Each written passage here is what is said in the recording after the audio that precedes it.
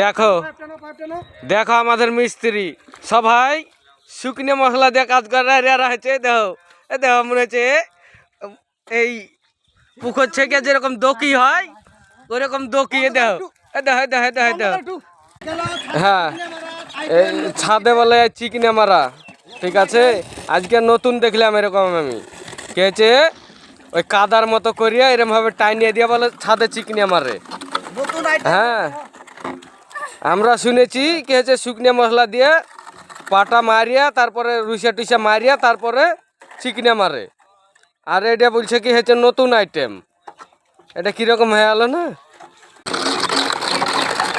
এ দেখেন চলছে কাজ।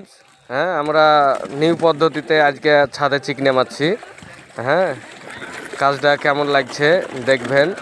হ্যাঁ সব লাইক শেয়ার কমেন্ট করবেন আপনারা।